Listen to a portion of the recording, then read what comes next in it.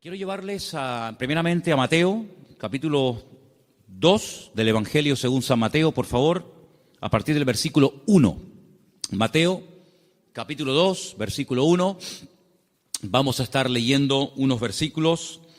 Dicho sea de paso, mientras los están buscando, esta historia que vamos a leer ahora solamente la encontramos en el Evangelio según San Mateo.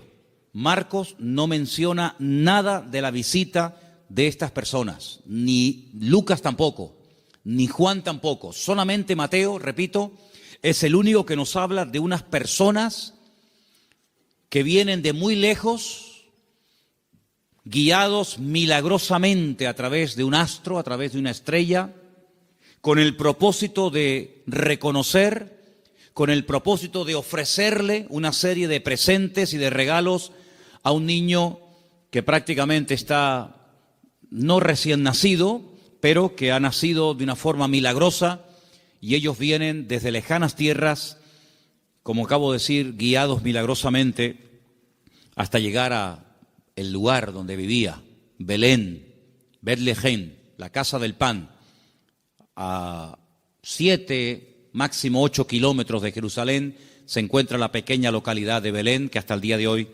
se puede visitar. Empiezo a leer a partir del versículo 1. Estoy en Mateo 2, del versículo 1 en adelante, y dice así la palabra del Señor. Cuando Jesús nació en Belén de Judea, en días del rey Herodes, vinieron del oriente a Jerusalén unos magos, diciendo: ¿dónde está el rey de los judíos que ha nacido? Porque su estrella hemos visto en el oriente y venimos a adorarle. Oyendo esto, el rey Herodes se turbó y toda Jerusalén con él. Y convocados todos los principales sacerdotes y los escribas del pueblo, les preguntó dónde había de nacer el Cristo. Versículo 5.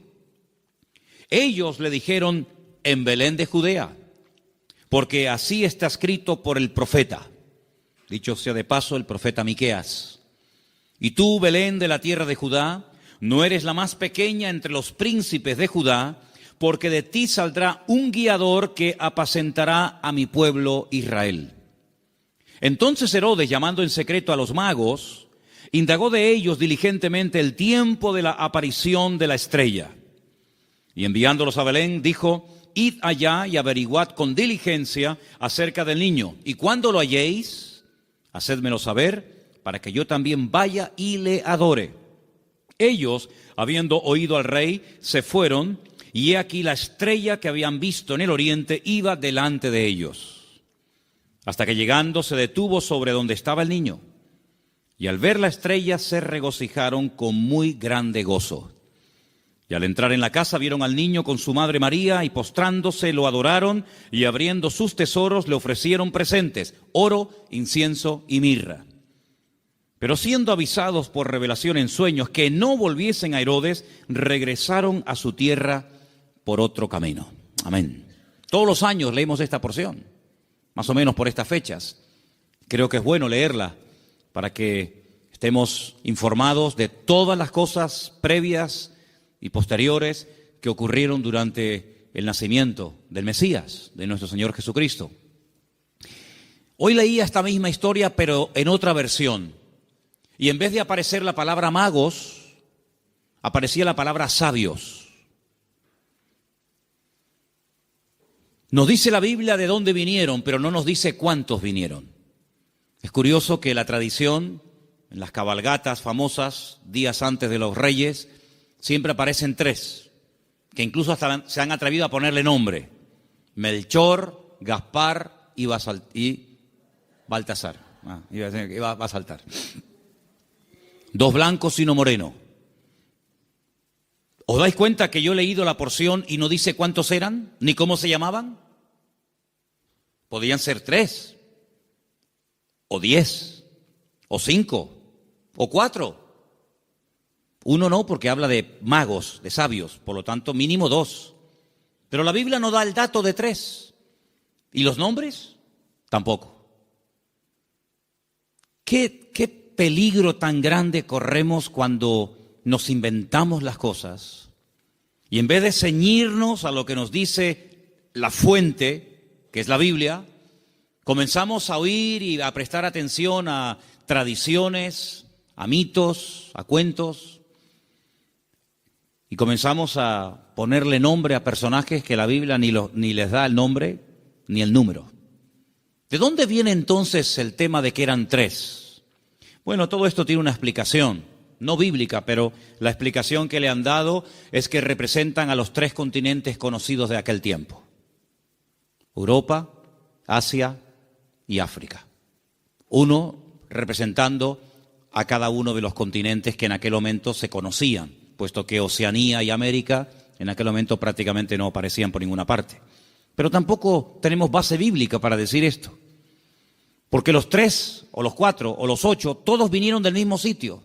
No vino uno de África, otro de Europa, otro de Asia, y allí se encontraron. No, venían juntos. Y venían los 3 juntos con un propósito. Y vinieron todos dirigidos de la misma manera.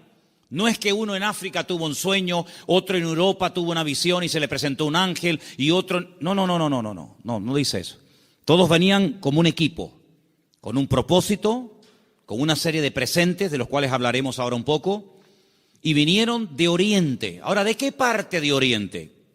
Tampoco con exactitud lo sabemos, porque si ustedes se centran en Israel, toda la geografía bíblica parte de Israel. Eso siempre tienen que tenerlo presente. Cuando habla del norte, pero del norte, ¿desde dónde? Desde Madrid, desde Jerusalén, desde Roma. Toda la geografía bíblica siempre parte de Jerusalén. Cuando se habla del norte, pues tienes que coger un mapa, meterte en Israel y decir, ¿qué país queda en el norte? ¿Qué país queda en el sur? Cuando habla del mar grande, ¿de cuál habla? ¿Del Caribe? ¿Del Pacífico? ¿Del Caspio? No, el mar grande es el que está más cerca de Israel, que es el mar Mediterráneo, el Mare Nostrum, que está al oeste. Cuando habla del oriente, pues tienes que mirar desde Israel, no desde donde tú has nacido, porque si no, no encajan las cosas. Desde la geografía bíblica tienes que mirar qué países quedan al este, al oriente, de donde sale el sol. Bueno, hemos escuchado y hemos leído todo tipo de explicaciones, que si eran de la China, algunos dicen que venían de Babilonia, otros dicen que venían del Cáucaso, de tantos lugares, ¿verdad? Venían del este, venían del oriente. Ahora, en aquellos tiempos no era como hoy en día, que cogemos un avión y en unas cuantas horas nos ponemos en la otra parte del mundo.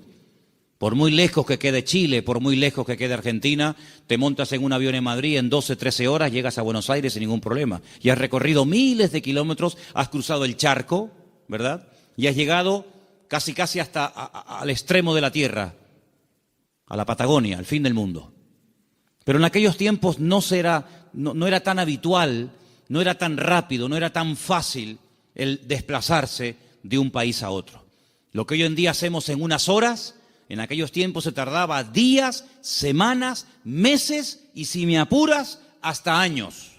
Fíjate, por ejemplo, que cuando hemos ido a Israel, cuando yo les llevo a ustedes a Galilea y les muestro el camino real que aún existe, yo les he dicho, estando allí, que se tarda una semana desde Galilea hasta Nazaret y un poquito más hasta Jerusalén. Una semana, dentro de un país. Ahora, ¿cuánto tardaron estos sabios o estos magos o astrólogos? ¿Cuánto tardaron de Oriente hasta llegar hasta el lugar donde había nacido el Señor? Pues mínimo un año. Mínimo. ¿En qué nos basamos para decir que tardaron como mínimo un año? Cuando uno lee la palabra, uno tiene que prestar atención al contexto, a todo lo que nos cuenta la historia, no solamente a unos cuantos versículos, sino a todo el contexto de la historia, situarnos en el momento de la época y tomar nota de una serie de detalles que nos aportan información que aparentemente no son importantes, pero son muy importantes. La imagen que la mayoría de la gente tiene del nacimiento de Cristo es más o menos así. Encontramos y por ahí vamos a ver ahora en estos días, si no es que lo han puesto ya, lo que llaman los belenes, los portales, ¿sí? Y van a ver al niño en una cunita, su madre a un lado, el padre a otra, unos ángeles que están allí, los camellos fuera, los magos que entran dentro y se postran delante del niño, detrás una burra, detrás una vaca, ¿sí o no? Esa es la imagen que la gente tiene. Pero eso no es verdad, rotundamente falso. Ya este papa que dimitió, Ratzinger, cuando estaba como papa, no ahora en el paro, cuando estaba como papa, él dijo que eso era mentira, que eso no tiene base ni fundamento bíblico. Allí no estaban todos juntos, el niño, la madre, los animales, los magos, los pastores. Eso es rotundamente falso. Pero es la imagen que la gente tiene. Entonces la gente cuando va al pesebre o al portal que hacen aquí en el ayuntamiento o en otros lugares, pues ve a todos juntos. Sin embargo, si ustedes se fijan, hemos leído en esta noche, en el versículo 11, una palabra clave para poder ir desgranando y explicando esta porción. Dice que al entrar en la casa, en todas las Biblias tiene que poner eso, sea de la versión que sea. En todas las Biblias tiene que poner, cuando entraron en la casa, vieron al niño con su madre postrado y lo adoraron. En la casa. Ya no están en un lugar temporal. Cuando Herodes, hay varios Herodes en la Biblia, no es siempre el mismo, sino parece que este hombre no se muere nunca. El Herodes que manda a matar a los niños, no manda a matar a niños de 15 días o niños recién nacidos. Él manda a matar a niños menores de 2 años, lo cual quiere decir de que había pasado ya mucho tiempo desde que había nacido hasta que llegan los magos a la casa. Los que sí vieron al niño envuelto decimos en pañales, en trapos, los que sí lo vieron prácticamente recién nacido, fueron los pastores. Los pastores que vivían allí en Belén, allí vivían los pastores. Y allí en Belén hay una cueva que tradicionalmente te llevan a verla y te dice, mira, aquí es donde los pastores tenían el aprisco, el redil de las ovejas, y vivían en Belén, pero estos señores no vivían en Belén, estos señores vivían muy lejos, vivían en el oriente. Y estas personas no son advertidos del nacimiento del Mesías a través de ángeles, como fueron los pastores, que dice que estaban cuidando las ovejas, los corderos, porque en Belén era donde se criaban las ovejas, los corderos, que después se iban a sacrificar en el templo. Porque Belén y Jerusalén están muy cerquita, se puede ir hasta caminando. Y ellos son advertidos por ángeles, pero los magos y los sabios no. Los magos de Oriente, los sabios de Oriente, vinieron dirigidos por un astro. Nadie les habló, pero ellos miraron al cielo, durante la noche evidentemente, y vieron que una serie de señales indicaban que había nacido el Mesías. Ahora, ¿esta gente era creyente? ¿Eran paganos? ¿Eran idólatras? ¿Eran judíos? ¿Qué era esta gente? Porque si esta gente observa el horizonte y ve cómo se alinean una serie de estrellas y de astros y de constelaciones, ¿cómo saben ellos que el Mesías de los judíos ha nacido si no son creyentes? Podían haber interpretado esta señal de una forma completamente equivocada.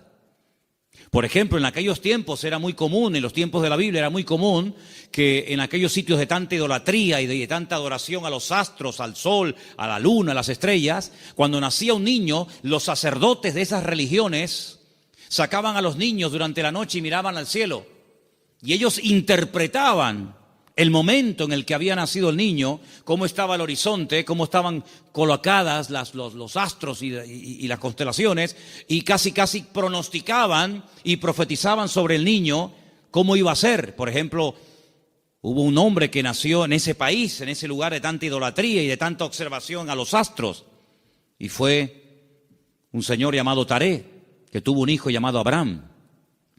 Y cuando le pusieron el nombre, seguramente interpretaron equivocadamente de los astros que este sería un hombre enaltecido y le marcaron su destino.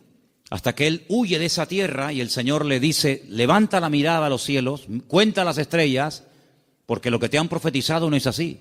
¿Cuánta gente queda marcada por la visita a un mago, a un astrólogo, a un curandero o a un adivino, y alguien le dijo que su hija o su hijo, su marido o su esposa o tú o no sé quién iba a pasar esto, esto y esto, y esa palabra falsa quedó ahí impregnada, pero como tú la has creído, a esa mentira tú la alimentas y le das fuerza, y el diablo se mueve en la mentira, el diablo se mueve en la ignorancia. Entonces te dice, no, es que tú vas a tener un niño, pero se va a morir a corta edad.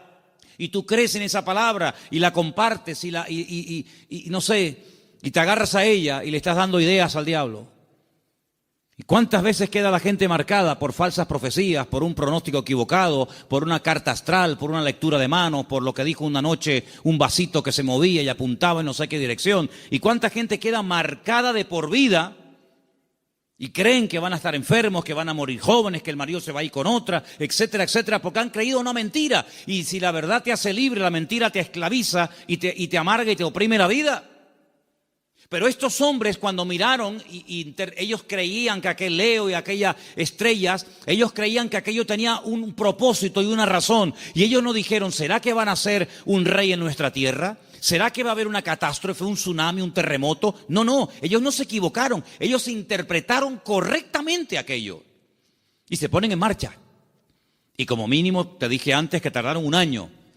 Y ellos no van yendo por todos los países preguntando, oye, ¿será aquí? ¿Será allí? Como aquellos que aquella noche cuando oyeron la palabra profética del Señor que dice, uno de vosotros me va a entregar. Todos dijeron, seré yo, seré yo, seré yo, seré yo, todos menos uno que dijo quién es. Los magos, los sabios de Oriente no comenzaron a ir por Europa, por África, diciendo, será por aquí, será por allá. No, esa estrella, su estrella, no una cualquiera, su estrella, esa señal profética marcada en el cielo, indicaba en una dirección. Ellos seguían y llegaron, nada más y nada menos, que al sitio correcto, al país correcto y al pueblo correcto, Belén de Judea. Y cuando llegan allí, a Herodes, que era el rey que los romanos habían puesto como un títere, le preguntan, ¿dónde está el rey de los judíos? Porque su estrella hemos visto en el oriente y venimos a adorarle. Le están haciendo esta pregunta a un rey. No le están haciendo esta pregunta a un esclavo. No le están haciendo esta pregunta a uno que encuentran por la calle, sino que van al palacio, al Herodión, que aún se puede visitar en Belén, ¿verdad? Y le están preguntando al rey, que supuestamente es el rey de los judíos, ¿dónde está el rey de los judíos? Porque venimos a adorarle. Y ellos reconocen que ese con el que están hablando no es. Claro, por eso dice que se produjo una consternación. La gente comenzó a decir, oye, han venido gente de lejísimos, cargados con unos presentes y unos regalos, una fortuna en oro, en incienso y en mirra. Y dice que vienen a adorar al rey de los judíos y dicen que su estrella han visto en el oriente y estas noticias corrieron hasta Jerusalén y se produjo un tumulto tremendo porque la gente decía, pero ¿a quién se refieren?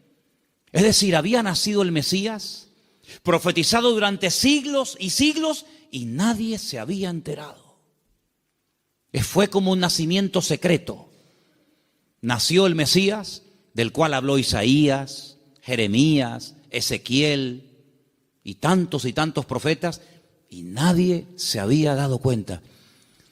¿No te has parado alguna vez a preguntar que Dios puede hacer muchas cosas hoy en día entre nosotros y no nos hemos dado cuenta de que es el Señor?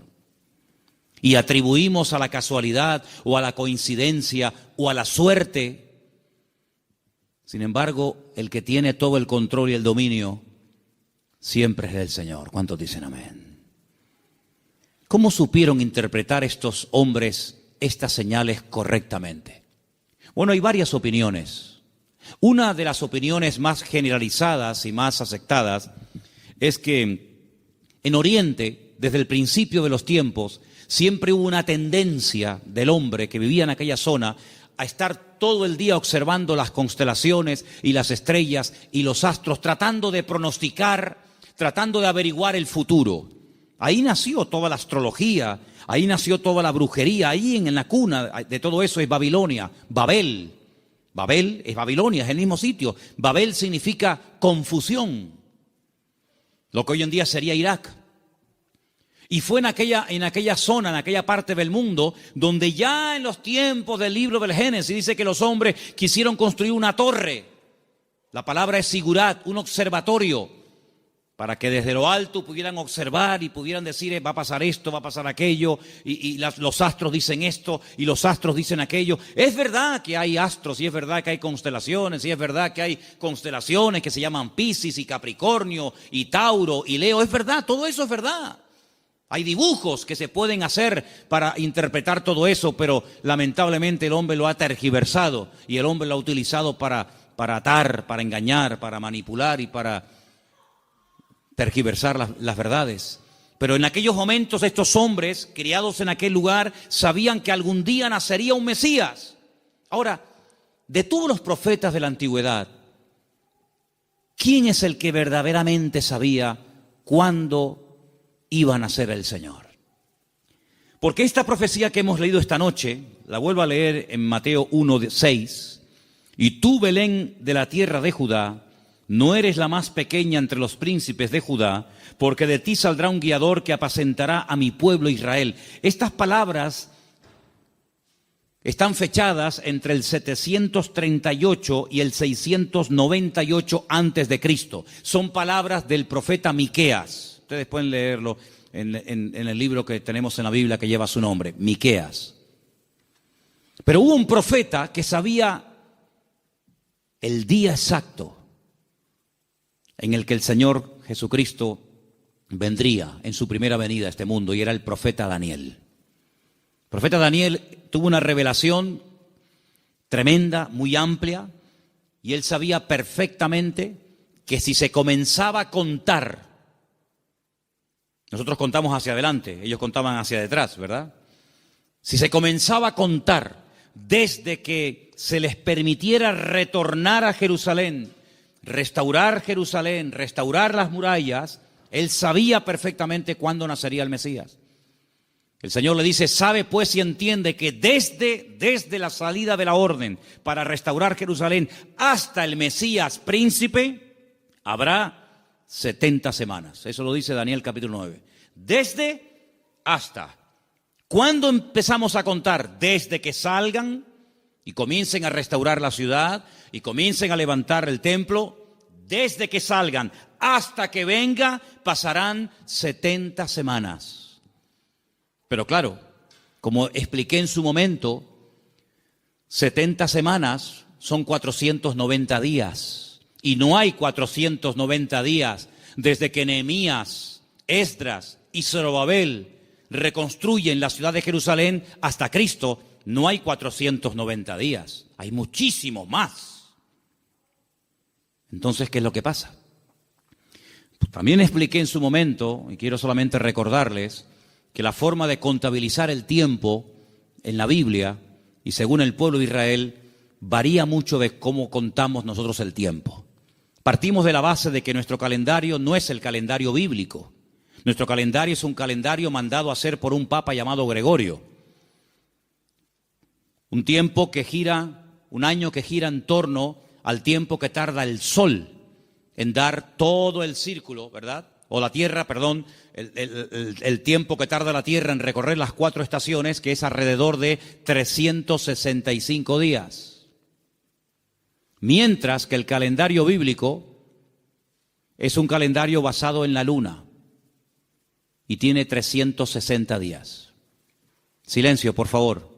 Quiero que presten atención todos, no me estén hablando nadie. Si el calendario bíblico tiene 360 días y nuestro calendario tiene 365, aquí hay un problema. Nuestro calendario va aumentando más rápido de lo que va aumentando el tiempo bíblico. Tenemos más días para hacer un año que el calendario bíblico. El calendario bíblico es más corto. Primer problema. Segundo problema que tenemos. Nosotros contabilizamos el día a partir de las 12:01 de la noche. En la Biblia no se cuenta, estamos hoy a jueves, ¿verdad? ¿Hasta qué momento será jueves? Hasta las 12:01. Hasta las 12 de la noche es jueves. Y a las 12:01 automáticamente ya es viernes. En la Biblia, el día empieza con la caída del sol. Cuando se pone el sol y una mujer no tiene luz para enhebrar una aguja y ya se pueden ver tres estrellas en el horizonte y ya no hay luz suficiente para enhebrar una aguja, ahí empieza. Si en este momento en Israel, a las 4, 4 y cuarto, 4 y media como mucho de la tarde, ya es de noche, quiere decir que en Israel a las 4 y media de la noche ya es viernes, mientras que aquí todavía estamos en el día jueves. ¿Se dan cuenta la cantidad de desajustes que se producen? Cuando el hombre se sale de la palabra, cuando el hombre sale de la escritura, es un lío. Por eso después no encaja nada. Por eso muchas personas han intentado poner fechas y tal, y es un desastre, porque no se ciñen a la escritura. Todas las profecías, todas, absolutamente todas, las de la primera y las de la segunda venida de Cristo, todas están basadas en el calendario bíblico, no en el calendario gregoriano o cristiano que es el que tenemos nosotros hoy en día. Según el calendario bíblico, estamos en el año 5777. Según nuestro calendario, estamos en el año 2016 después de Cristo. Pero ¿y antes de Cristo no hubo historia? ¿Antes de Cristo no hubo nada? ¿Cómo que 2016? Entonces hay un desfase tremendo, de 5777 a 2016 después de Cristo. Y no contamos lo de antes. Tenemos otra forma de contabilizar, ¿verdad? Porque hay un antes y un después. Entonces es muy importante darnos cuenta de que el profeta Daniel, cuando recibía las revelaciones acerca de la venida del Mesías, el Señor le estaba hablando con términos bíblicos, no con términos modernos. Y cuando el Señor le dice 70 semanas, Daniel, sabe pues y entiende, escucha esto, desde que salgáis hasta que venga el Mesías príncipe, pasarán 70 semanas, pero resulta de que en el pueblo de Israel y según la Biblia, y esto está demostrado en el libro de Levítico, las formas de contar los días y las semanas también son diferentes. ¿Por qué? Porque nosotros llamamos semanas a un grupo de 7 días. Y 7 días para nosotros es una semana, claro, y para todo el mundo. Pero además, en la Biblia se llama semana a un periodo de 7 años. Es decir, si le preguntas a un niño cuánto tiempo tiene, te puede responder de 2 maneras. A la manera nuestra y te dice, yo tengo 7 años. O te puede decir, yo tengo una semana. Y tú dices, ¿cómo va a tener esta niña una semana? Qué grandes son los niños en Israel, ¿no? Pero tienes que multiplicar, ¿verdad? De tal manera que cuando el Señor le dice al profeta Daniel, 70 semanas están determinadas sobre tu pueblo, lo que le está dando es un paquete profético de 490 años. 70 por 7, 490. Y esos 490 años, hay diferentes bloques, diferentes características, diferentes sucesos, diferentes acontecimientos, que cuando tú lo sabes interpretar, pues tú dices, efectivamente, 483 años, multiplícalo por años de 360 y te va a dar el número exacto de días que hay desde que salieron de Babilonia y restauraron Jerusalén hasta que entró el Mesías, pasaron 483 años. Pero dice, pero son 70 años, 70 semanas. Y la última semana, los últimos 7 años, son los famosos 7 años de la gran tribulación. Y todo encaja. La Biblia es matemática pura. Es la única ciencia exacta, las matemáticas. En todas partes del mundo, 2 y 2 son 4. En todas partes del mundo. Por encima del Ecuador y por debajo del Ecuador, 2 y 2 son 4. En todas partes del mundo. Es una ciencia exacta, ¿verdad? No se puede cuestionar. No es que aquí 2 y 2 son 4, allí son 3 y medio, allí son 8. No, en todas partes es igual. Y el Señor usa la matemática de Él, el tiempo de Él, el calendario de Él, para preparar a los pueblos, para preparar a las naciones, para preparar a su pueblo, para que aquel día no nos sorprendan las cosas como ladrón en la noche. Entonces estos hombres seguramente tenían la información que tenía el profeta Daniel. Y junto con la información del profeta Daniel y la observación meticulosa de los astros y de las estrellas, automáticamente dijeron, el tiempo se ha cumplido. El tiempo se ha cumplido del nacimiento del Mesías. Y ellos se ponen en marcha. Y cuando llegan, Pues ya el niño no es un niño recién nacido, ya el niño no está en un pesebre, el niño está en una casa. El niño está en una casa. Es interesante notar que en el pesebre estaba José y María, pero en la casa está solamente María, ya no está José. Y estos detalles es importante darse cuenta, porque son los detalles que nos van a ayudar a tener toda la información, todas las piezas del puzzle, y vamos a poder decir, amigo, los que vieron al niño recién nacido fueron los pastores. Y los magos o los sabios de Oriente, cuando vinieron, no vieron a un niño recién nacido, vieron a un niño de 1 año, año y medio, máximo 2 años. Y es muy diferente. Ahora, es interesante que Herodes, es decir, no se toman decisiones políticas, no se hacen edictos reales hasta que le llega la información de los sabios o de los magos a Herodes. Mientras tanto, Herodes estaba tranquilo, pero en el momento en el que estos hombres le dicen, es que el motivo de nuestra visita a Belén, ellos no son de aquí, el motivo de que estemos aquí tan lejos de nuestra tierra es que venimos a adorar a un rey que nos ha dicho, nos ha guiado el Señor y sabemos que tenemos que venir a adorarle.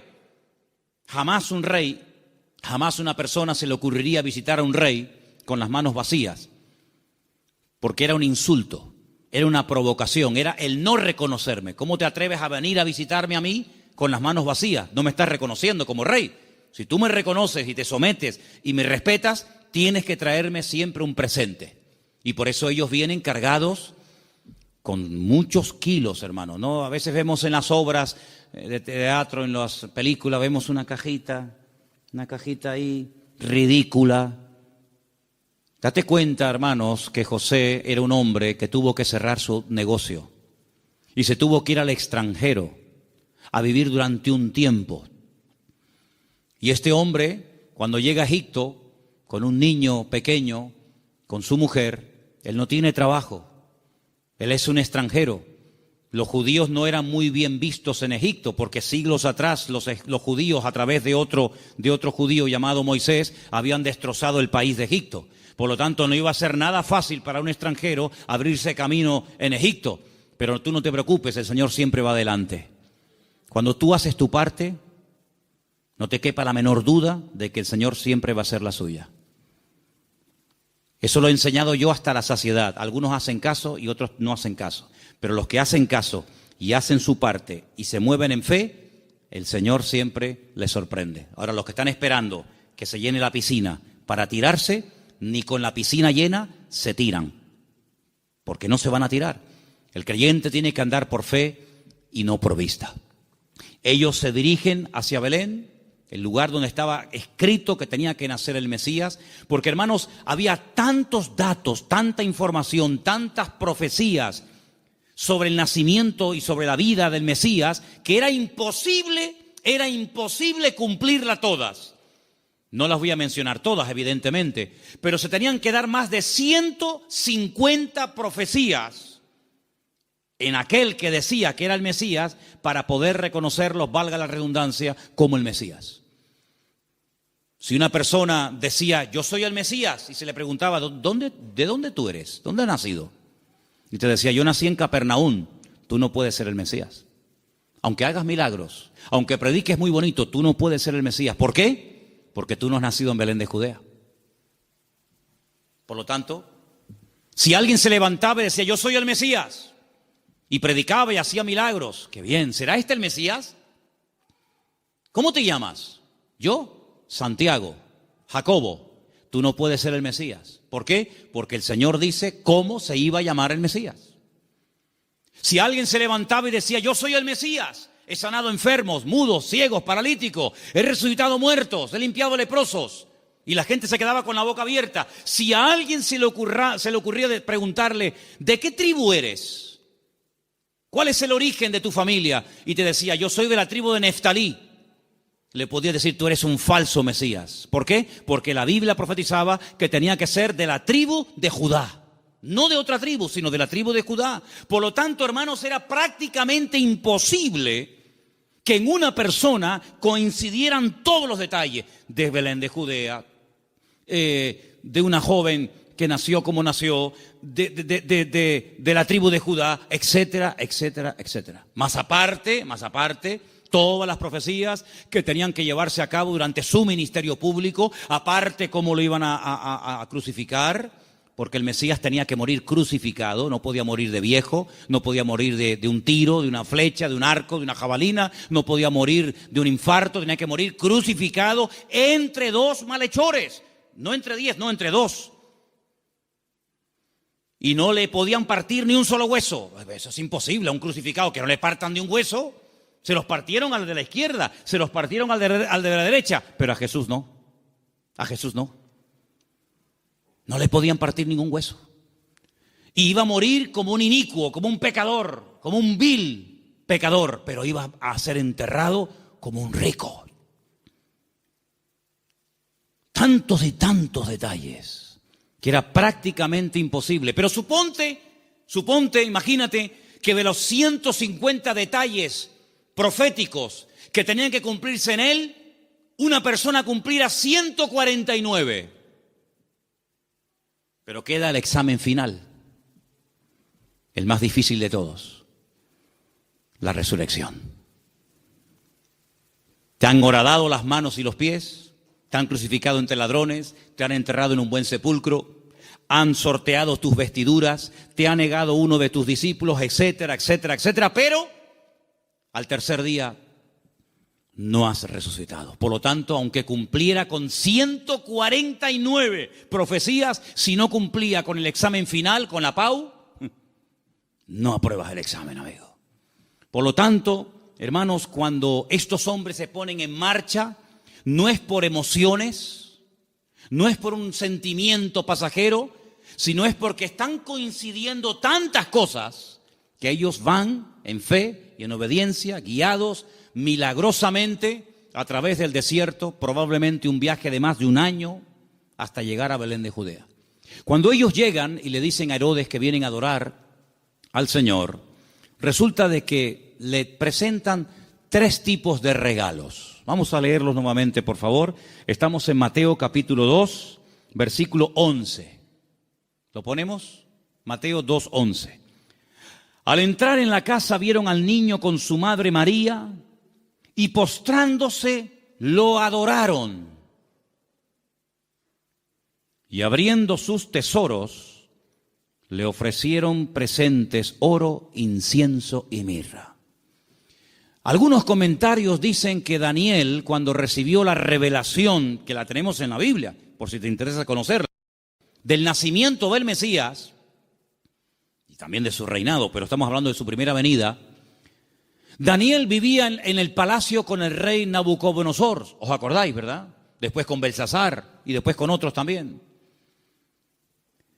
Dicen los comentarios que Daniel no tuvo descendencia, seguramente lo hicieron eunuco, que era lo más probable, y no tuvo descendencia. Pero dice que era uno de los hombres más ricos de todo el país. Después del rey, el que más autoridad, el que más prestigio y reconocimiento tenía, era Daniel. Así de claro, igual que José en Egipto, que después de Faraón el que mandaba era José. Casi podríamos decir que mandaba más José que Faraón. Toda esa fortuna, toda esa riqueza no se la quedaron sus hijos porque, repito, no tuvo. Y algunos dicen que puede ser que estos sabios, guiados, como ya hemos dicho, milagrosamente, llegaron hasta Belén y esta fortuna, porque no era una cajita así, era una fortuna en oro, en incienso y en mirra, que a lo mejor tú dices, bueno, yo de las 3 cosas me quedo con el oro.